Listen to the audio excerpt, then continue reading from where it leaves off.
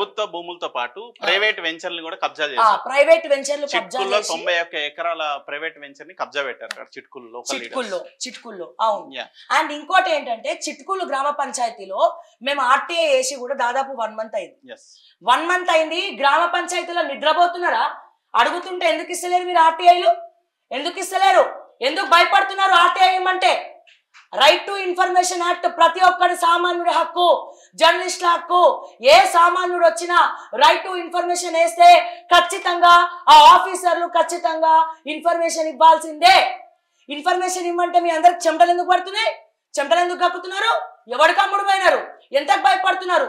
మీరు గనక అతి త్వరలో ఇన్ఫర్మేషన్ ఇవ్వకపోతే ఏ కోర్టు మెట్లెక్కడానికైనా ఓకే టీవీ సిద్ధంగా ఉంది. సో ఖచ్చితంగా నేను లీగల్ గానే పోతా. నేను అఫీషియల్ అన్ని ఇల్లీగల్ గా నేను పోను. లీగల్ గానే మీరు మాకు ముద్ర వేసి స్టాంప్ వేసి ఇచ్చినటువంటి ఏదైతే ఆర్టీఐ ఉందో అది పట్టుకొని నేను పలానా ఒక జర్నలిస్ట్ గా ఆర్టీఐ వేసిన, కానీ ఆ డీటెయిల్స్ గ్రామ పంచాయతీలు ఇవ్వడానికి భయపడుతున్నారు అని చెప్పి చెప్తా ఉన్నారు. సో ఇది కూడా మేము అలా వేరే రూట్ లో మేము తెచ్చుకున్నాం. ఇది కష్టపడి ధరణి నుంచి మేము తెచ్చుకున్నాం ఇదంతా. సో ఇక్కడ ఒక కామెడీ ఉంది మేడం.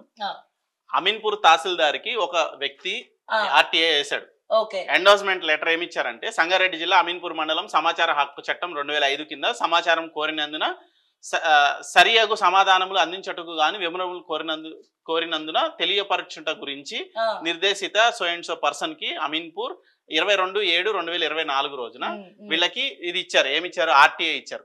పై నిర్దేశం ద్వారా పలానా వ్యక్తి గారు సమాచార హక్కు చట్టం కింద సమాచారం కోరగా ఇందుకు అనుగుణంగా అర్జీదారు కోరిన సమాచారం కార్యాలయంలో అందుబాటులో ఉన్న దాని ప్రకారం సమాచారం అందజేయడం అయినది. ఆయన అడిగిన క్వశ్చన్స్ 5కి ఫస్ట్ దానికి అమీన్పూర్ లో మున్సిపాలిటీ సర్వే నెంబర్ గురించి అడిగాడు. ఇట్టి సమాచారం కార్యాలయంలో అందుబాటులో లేదు. సర్వే నెంబర్ చెప్పండి. సర్వే నెంబర్ 462 గురించి అడిగాడు. సర్వే నెంబర్ మేము పోయి కంటెంట్ చేసినాం అక్కడ. అందించిన సమాచారం సంఖ్యలో వస్తే ఇట్టి సమాచారం కార్యాలయంలో లేదంట.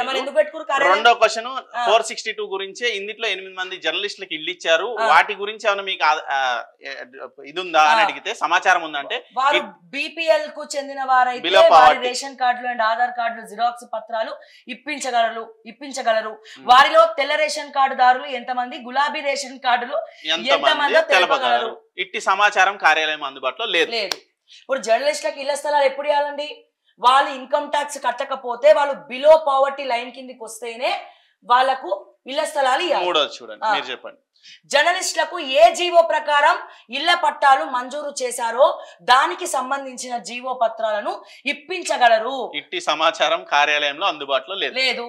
ఓకే, ఒకవేళ కమర్షియల్ జోన్ లో జర్నలిస్టులకు ఇళ్ల పట్టాలు ఇచ్చినట్లయితే మీరు ఎటువంటి చర్యలు తీసుకుంటారో తెలుపగలరు. అసలు వాళ్ళు తీసుకునే ఇది కూడా వాళ్ళు ఏదైతే చర్యలు తీసుకోవాలో అది కూడా ఎట్టి సమాచారం కార్యాలయంలో అందుబాటులో లేదు. కాపీ పేస్ట్ ఎవడో ఫోన్ చేసి అన్నిటికీ ఇదే పెట్టరు ఆయన అంటే వీళ్ళు కూడా గుడ్డిగా. రెవెన్యూ డిపార్ట్మెంట్ అఫీషియల్ గా ఇచ్చిన ఎండోర్స్మెంట్ లెటర్ లోనే సమాచారం మా దగ్గర లేదు అంటే, మరి మా ట్యాక్సులు తీసుకొని ఉద్యోగాలు చేస్తూ జీతాలు తీసుకుంటున్న కలెక్టర్ గారు దీనికి సమాధానం చెప్పాలి.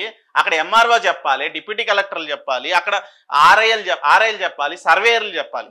రెవెన్యూ వ్యవస్థ ఇంత దరిద్రంగా ఉంది. పాత కలెక్టర్లు అంటే కల్ప్రిట్స్, మోసగాళ్ళు అనుకుందాం. అందులో ఒక ఆయన పాపం రాజపుష్ప పెట్టుకొని బతుకుతుండేది.